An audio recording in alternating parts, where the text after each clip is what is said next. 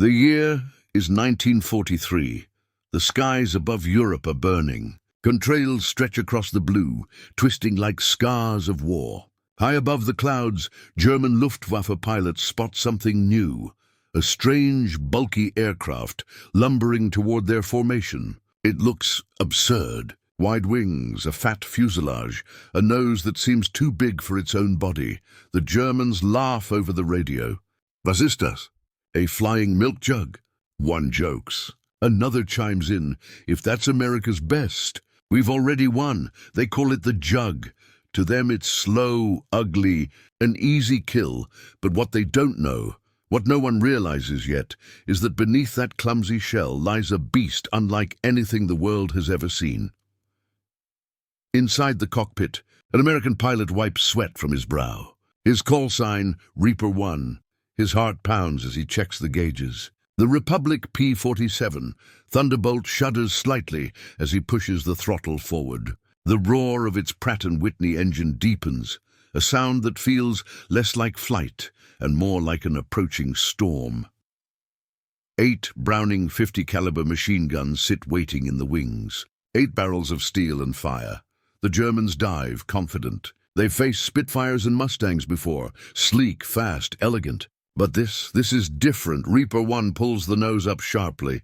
The heavy fighter climbs, slow at first, then faster, until the sunlight flashes across its silver wings. The Germans close in, ready for the kill, and then the jug spits fire. 8 guns erupt in perfect unison, the sound like ripping metal and rolling thunder. Tracers slice through the air, brilliant, merciless lines of light. One German fighter disintegrates mid-turn. Another spirals downward, black smoke trailing behind. The laughter dies instantly. What was once a joke has become their nightmare, because the Thunderbolt, mocked and underestimated, is about to rewrite the rules of aerial combat. And before the war is over, the skies of Europe will echo with its name, Juggernaut. They laughed at the Thunderbolt once, but in the next mission, they wouldn't live long enough to laugh again. Before the Thunderbolt ruled the skies, it was nothing more than a sketch on a piece of paper, a dream born out of desperation, ridicule, and the chaos of war. It's 1940. The world is burning. Europe trembles under the shadow of the Luftwaffe, and America knows it's only a matter of time before it's drawn into the storm. The U.S. Army Air Corps faces a terrifying problem. Its bombers are sitting ducks. They can reach deep into enemy territory, but they can't come back. Without a fighter that can escort them all the way, every mission is suicide. That's when a stubborn, brilliant engineer named Alexander Kartveli steps forward. Kartveli isn't your typical designer. Born in Georgia, the one near Russia, not the U.S., he escaped the Soviet Revolution and found his way to America. By 1940, he's already famous for the P-35 and P-43 fighters. But now, he's facing the challenge of a lifetime. Build a fighter that can survive high-altitude combat. Fly faster, hit harder, and go farther than anything before it. But there's a catch. The brass don't believe it can be done. His proposal sounds absurd. A fighter weighing almost 8 tons, powered by a massive radial engine the size of a car. One general scoffs, "That thing will never leave the ground." Another adds, "We're building a fighter, not a flying tank." Kartveli doesn't flinch. "It will fly," he says quietly, "and it will bring our boys home." Weeks turn into months. The Republic Aviation Factory in Farmingdale, New York, becomes a furnace of innovation. Engineers work day and night, wrestling with design problems no one has solved before. The sheer size of the engine, the Pratt & Whitney R2800 Double Wasp, demands new cooling systems, thicker wings, and reinforced landing gear. Every new feature adds weight, and every pound threatens failure. But Kartveli refuses to compromise. He knows this plane isn't being built to look good. It's being built to survive. Finally, in early 1941, the first prototype rolls out. Sunlight glints off its massive propeller. Workers stare in awe and doubt.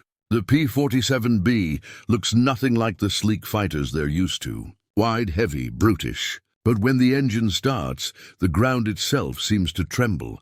A test pilot named Lowell Ed Davis climbs into the cockpit. He grins nervously, adjusts his goggles, and throttles up. The double Wasp roars, 2,000 horsepower unleashed. The P-47 charges down the runway like a bull breaking free, lifting off heavier than any fighter before it. For a moment it wobbles, everyone holds their breath, and then it climbs, it flies. What follows is nothing short of revelation. The Thunderbolt isn't just powerful, it's fast. In a dive, it reaches speeds over 500 miles per hour. Faster than gravity itself can pull it down. No plane of its time can match that, but what truly shocks the test crews is its durability. On one test flight, a prototype's engine bursts into flames mid-air. Instead of bailing out, the pilot glides it home. The P-47 lands with half its systems gone, but it lands. Another pilot returns with a bullet through the oil tank, something that would have doomed any other aircraft. Yet the Jug stays airborne. Word spreads quickly. A joke in the beginning. The flying barn starts earning a new reputation, the airplane that refuses to die. Still, not everyone's convinced. Pilots complain about its slow climb rate and weight. It feels like flying a refrigerator, one quips. But Kartveli knows the truth. The war isn't about beauty or comfort. It's about who comes home alive. The U.S. finally enters the war. Across the Atlantic, the Luftwaffe's grip on Europe tightens. And as the first P-47s begin rolling off production lines, young American pilots are assigned to test the strange new fighter in real combat. They don't know it yet, but they're about to write the first lines of one of history's greatest aviation legends. Because the P-47, the plane no one believed in, is about to prove that sometimes the ugliest fighter can be the deadliest. Spring, 1943. The airfield at Halesworth, England, smells of oil, mud, and anticipation. The men of the 56th Fighter Group, fresh from the States, are about to face the most feared air force on Earth, the German Luftwaffe. They're young, some barely 20. They've flown training missions over the calm skies of Texas. But this is different. Across the Channel lies occupied Europe, the killing ground. Parked in neat rows, the P-47 Thunderbolts gleam under the grey British sun. Massive, armoured and loud, they look nothing like the sleek Spitfires of their RAF hosts. British pilots smirk. Good luck outrunning a 190 in that bathtub, one jokes. Even among allies, the Jug is underestimated, but the Americans are eager, proud. They climb into the cockpits of their new machines, unaware that their first missions will test not just their aircraft, but their courage. Their orders are simple. Escort B-17 bombers over France. Protect them at all costs. But simple doesn't mean easy. The Thunderbolt, for all its power, has a problem: range. Its fuel tanks can't carry it far enough to stay with the bombers deep into German territory. When the bombers need them most, the P-47s are forced to turn back, and the Luftwaffe knows it. The German fighters wait, patient, precise. Bf-109s and FW-190s circle above the bombers like hawks. As soon as the Thunderbolts peel away, they strike, tearing into the helpless formations. From the ground, American pilots watch in helpless fury as dozens of silver bombers fall burning from the sky. Morale sinks. The radio channels fill with frustration. "We're bringing a hammer to a knife fight," one pilot growls. Then come the teething problems. Radios cut out mid-battle. Oxygen systems freeze at high altitude. And when the P-47s finally do meet the enemy, the Germans mock them mercilessly. Over the radio, one Luftwaffe ace laughs. "Your fat pig can't climb, Yankee. Go home." But the pilots of the 56th aren't giving up. Under the command of Hub Zemke, a sharp, relentless leader, they start studying their opponent. Zemke knows they can't outturn the Germans, but maybe they can outdive them. He gathers his men in a dim briefing room. A cigarette burns low as he points to a chalkboard covered in notes. "When they come at you, don't turn," he says. "Use your weight, dive, get below them, and let the Jug do what it was born to do, and bring thunder." The next mission comes days later. Clouds hang low as the Thunderbolts climb to meet the bombers. On the horizon, dark specks appear, dozens of FW-190s moving fast. The trap is set. Bandits 11 o'clock high, the radio crackles. The sky explodes, tracer rounds streak across the clouds. A thunderbolt takes a hit, smoke pours from its engine. The pilot bails out, parachute blossoming like a ghost against the grey. Zemke's voice cuts through the chaos. Stay high, stay fast. Don't turn with them. Two 190s dive on his tail, but instead of braking, Zemke pushes the throttle to the stops and dives. The jug howls as it picks up speed, faster, 400, 450, 500 miles per hour. The German pilots can't follow. Their planes begin to shake, wings trembling on the edge of a stall. Zemke pulls up hard, loops behind them and squeezes the trigger. 850 caliber guns roar. The first 190 bursts into flame. The second tries to roll away, but the jug's bullets catch him, shredding the fuselage. Both planes vanish into the clouds below. Over the radio, silence, then cheering. The 56th has its first real victory. But victory comes at a cost. Several Thunderbolts don't return. Wreckage is found scattered across the French countryside. Letters home are written that night in trembling hands. The men begin to understand this isn't glory. It's survival. Still, something changes. The men start to trust their aircraft. They learn that when the bullets start flying, the jug keeps flying longer than anything else. One pilot returns with half a wing shredded, another with the canopy shattered by cannon fire, yet both land safely. A legend starts to whisper through the ranks. You can shoot a jug to pieces, but you can't bring it down. The British stop laughing. Even the Germans start taking notice. The Thunderbolt, once dismissed as a joke, is now feared for one reason. It refuses to die. By the summer of 1943, the men of the 56th have transformed. No longer rookies, no longer uncertain. They've learned to harness the storm. Each mission teaches them something new: how to fight, how to survive, and how to strike back. But their greatest challenge is still to come, because soon they'll be sent deeper into enemy skies, farther than any escort has gone before. And this time, the Luftwaffe won't be laughing. It's August 1943. The war in the air is reaching its breaking point. The American 8th Air Force has been pounding Germany with daylight bombing raids, B-17s and B-24s flying in endless waves, high above the clouds. But every mission feels like a gamble with death. For months, the bombers have gone deep into German territory without proper escort. The Luftwaffe knows their routes, their altitudes, their weaknesses. The sky above Germany has become a slaughterhouse.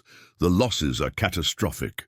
Crews speak in whispers about Schweinfurt and Regensburg, missions where entire formations vanished. 10-man crews burned alive, planes turned into falling stars. The brass in London is desperate. Something has to change, and then it does. On the runways of Halesworth, a new formation of P-47 Thunderbolts stands ready. Their wings now bristle with auxiliary fuel tanks, ugly, bulbous drums bolted beneath the fuselage. To some, they look ridiculous. To others, they mean one thing: range, at last. The Thunderbolts can fly deep into Germany, far enough to meet the bombers before the Luftwaffe tears them apart. The pilots of the 56th Fighter Group climb into their cockpits. Hub Zemke checks his oxygen line, fastens his harness, and keys the radio. "Gentlemen," he says, voice calm but steady, "today we show them what thunder really sounds like." High above the clouds, the bomber stream stretches for miles. From their cockpits, the Thunderbolt pilots can see the silver dots glittering in formation. Hundreds of bombers pushing toward Schweinfurt, the heart of Germany's ball-bearing industry. If this mission succeeds, it could cripple the Reich's ability to wage war. But the Germans are waiting. Radar operators deep inside Germany track the incoming wave. Sirens wail. Luftwaffe squadrons scramble from airfields across the country. Bf-109s, FW-190s swarming into the sky. From the gunner positions on the bombers, black specks appear ahead, then dozens more. The radio erupts with calls. Bandits at 12 o'clock. Bandits everywhere! The Luftwaffe attacks in perfect formation, diving from above. The bombers brace for impact. But this time, they aren't alone. Out of the sun, the P-47s arrive. The thunderbolts roll into the fight like a storm unleashed. Sunlight flashes off their wings as they dive, engines howling. The first German formation never sees them coming. Zemke's voice cuts through the radio. "Break and engage!" The sky explodes into chaos. 850 caliber guns thunder from each wing. Tracer lines slice through the blue, burning into German fighters mid-turn. A Bf-109 pulls up, trying to climb, but the P-47 dives faster. In seconds, the Jug overtakes it, riddling it with fire. The 109 disintegrates. A German pilot shouts over the radio, panic rising. "Achtung!" They jugs. They dive too fast. Too fast! And below, bomber crews watch in disbelief. The same planes that used to peel away early are now staying with them, tearing through the enemy like avenging angels. One bomber gunner calls out, "Those jugs are saving our skins today." But the fight is far from over. The Luftwaffe throws everything it has into the fray, wave after wave of fighters. For every German plane that falls, another dives in. Captain Robert Johnson, one of Zemke's men, takes a hit. Cannon shells rip through his fuselage, punching holes the size of fists through the armor. His canopy shatters. Smoke fills the cockpit. Any other aircraft would be finished, but Johnson's Jug keeps flying. He dives away, bullets hammering the fuselage, engines screaming, yet the P-47 refuses to die. When he finally lands back in England, ground crews count 21 holes in the fuselage and wings. And still the engine purrs. The news spreads through the squadrons like wildfire. The Thunderbolt isn't just powerful, it's indestructible. By the end of the mission, the skies over Schweinfurt are littered with wreckage. But this time, it's the Luftwaffe that pays the heavier price. Dozens of German fighters lie burning in the fields below.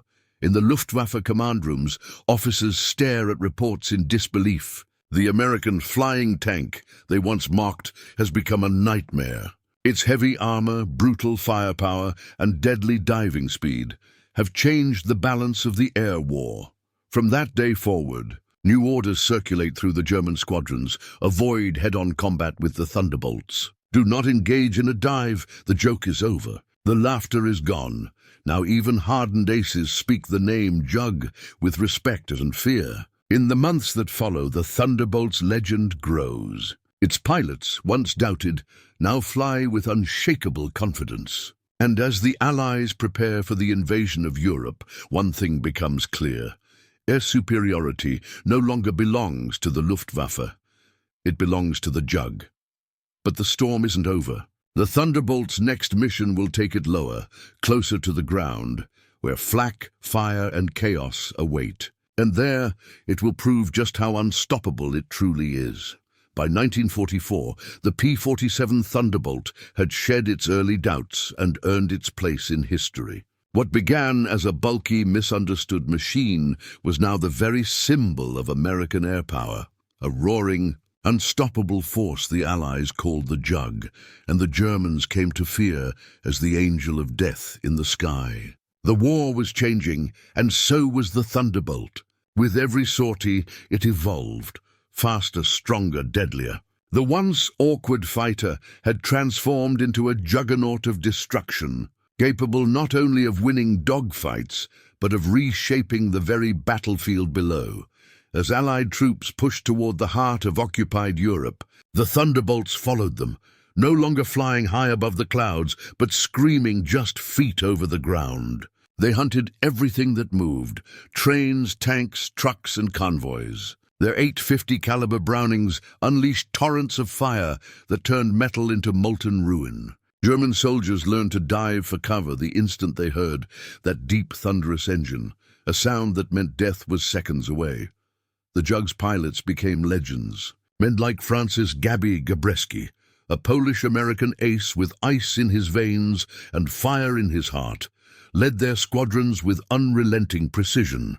Gabreski hunted the Luftwaffe from Normandy to the Rhineland, racking up victories until his name echoed through both Allied and Axis airfields. To his enemies, he was a ghost, appearing from nowhere, striking with lethal accuracy, then vanishing into the clouds.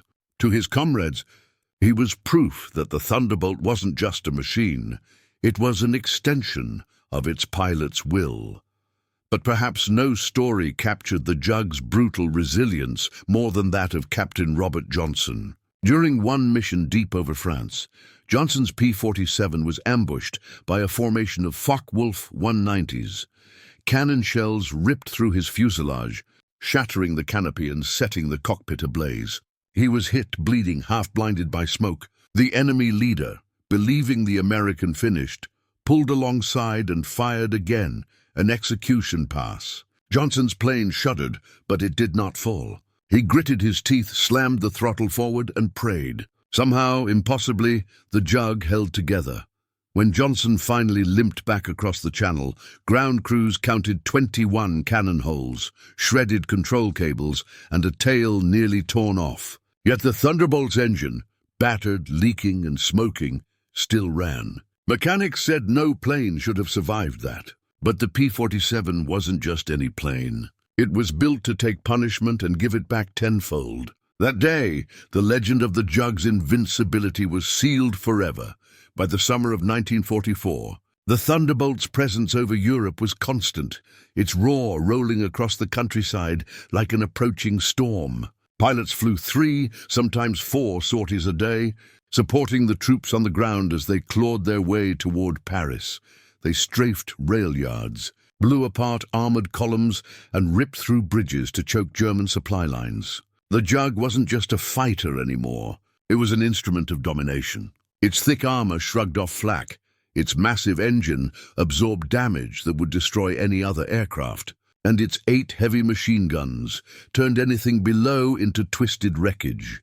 German reports began describing Thunderbolt attacks as Himmelhunde, hounds of heaven. Pilots and soldiers alike cursed the American plane that came screaming from the clouds and left only fire behind. The Luftwaffe, once the terror of Europe, was now on the defensive. Its best pilots were dead or grounded, its fuel reserves nearly gone, and every time they tried to fight, a swarm of Jugs was waiting. What had started as a laughingstock, a flying milk bottle, as some had called it, had become the iron fist of the Allied air war. The P-47 proved that brute strength and unbreakable endurance could win a war as surely as elegance or speed. It wasn't the sleekest, it wasn't the lightest, but it was the toughest. And in the unforgiving skies of Europe, toughness was everything. The men who flew her called her beautiful. She was loud, heavy, and temperamental, but she brought them home. They trusted her with their lives, and she never let them down. When the bombers needed protection, she was there. When the infantry called for air support, she answered. And when the Luftwaffe came to fight, she met them head-on and won. By the time the war turned toward Germany's heartland, the name Thunderbolt carried weight. It wasn't just a plane anymore. It was a promise. A promise that no matter how fierce the fight, no matter how dark the skies, American thunder would always roll above Europe. The P-47 Thunderbolt was more than a machine. It was a symbol of resilience, of firepower, of courage forged in steel. And as its shadow passed over the fields of France and the ruins of Germany, one truth became clear to all who heard its roar.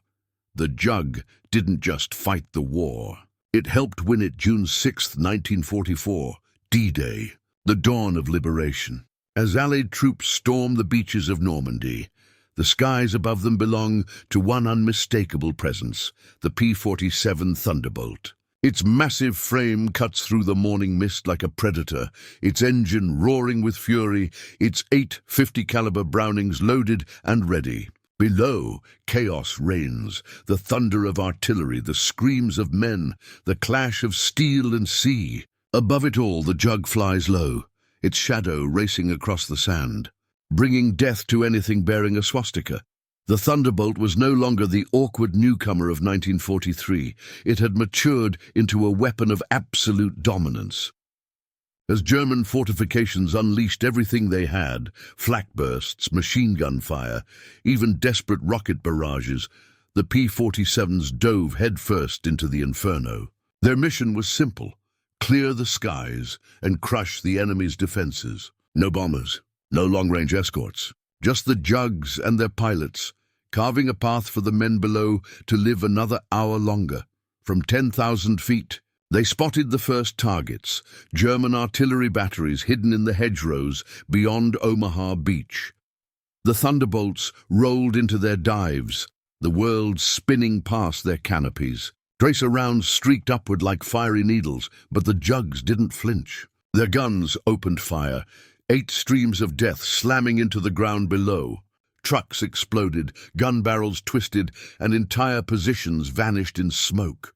The soldiers on the beaches cheered as the thunder above answered their desperate cries for help.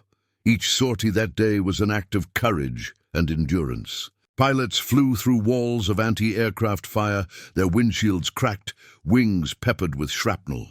Yet they kept coming, hour after hour, mission after mission. When the call came for air support, there was always a jug somewhere nearby, waiting for coordinates. In one report, a German commander wrote, "We are being attacked by aircraft that do not die."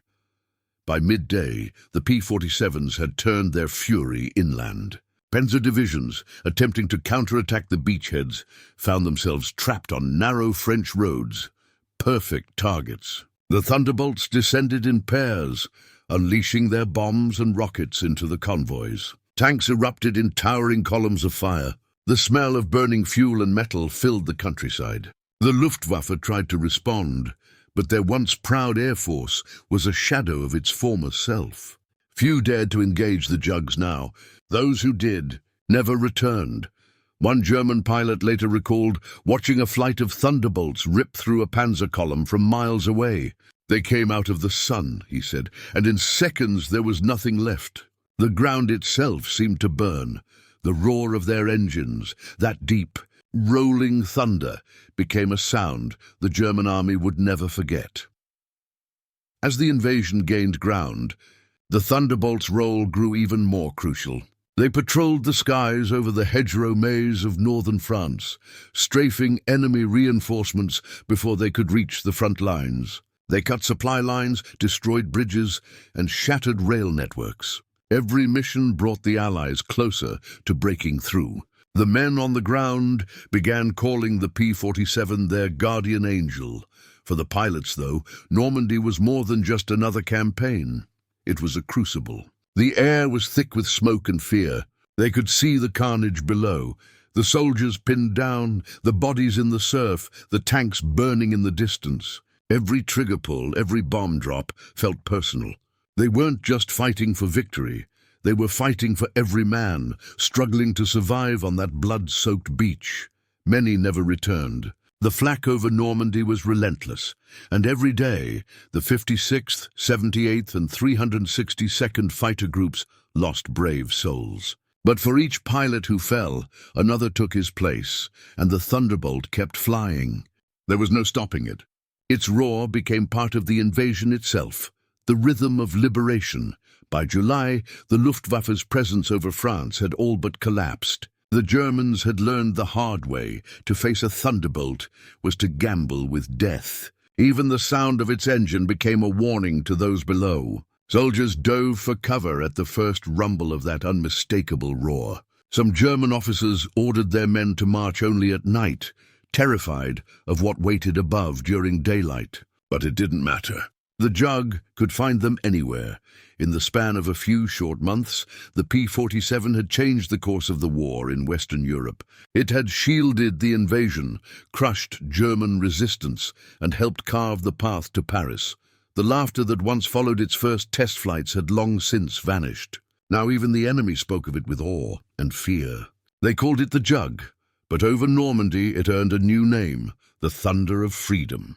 Wherever it flew, the enemy fell silent, and the oppressed found hope in the sound of those engines. The sky itself seemed to tremble as the P-47 carved its legacy into history. And as the dust settled over the beaches of Normandy, one truth rang louder than all the thunder that came before. The Jug was no joke. It was the storm that broke the Reich, By the end of World War II, the Republic P-47 Thunderbolt had become more than just an aircraft. It was a legend carved into steel, sky, and memory. From the frozen clouds over Germany to the beaches of Normandy, the Jug had flown more than 500,000 sorties, unleashed over 130,000 tons of bombs, and destroyed 7,000 enemy aircraft. It was the backbone of the Allied air war, a symbol of raw power, courage, and the will to endure when everything else burned away. But perhaps its greatest victory was the lives it saved. Pilots who once doubted the Thunderbolt came to call it their guardian. Its thick armor and roaring engine brought men home when no other plane could. Francis Gabby Gabreski, Robert Johnson, and countless others survived missions that should have been their last, not because of luck, but because they flew the Jug. It could take hits that tore through wings, punctured fuel tanks, shattered canopies, and still somehow it refused to die. When the guns finally fell silent in 1945, the skies of Europe were littered with wrecks, but not many of them were Thunderbolts. They had endured the war's fiercest storms and emerged victorious. To the men who flew her, the Jug was more than a machine. It was a trusted friend.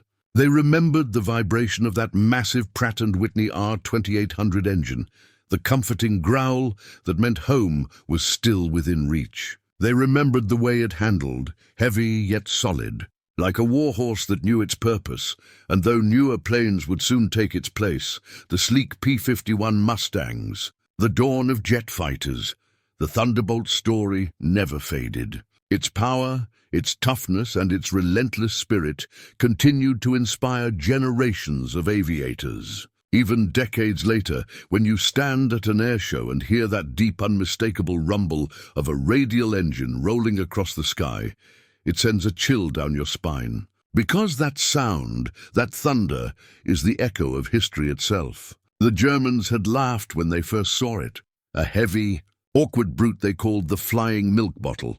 But their laughter died in the roar of 850 caliber guns that tore through the skies of Europe. They mocked it. Until it hunted them, they underestimated it, until it dominated them. And when the smoke cleared, the last sound they ever heard was thunder, the P-47. Thunderbolt stands as a timeless reminder that strength isn't always found in grace or beauty, but in resilience, endurance, and the unbreakable will to survive. In every battle it fought, in every pilot it brought home, the Jug proved one truth that echoes through history: never underestimate the underdog.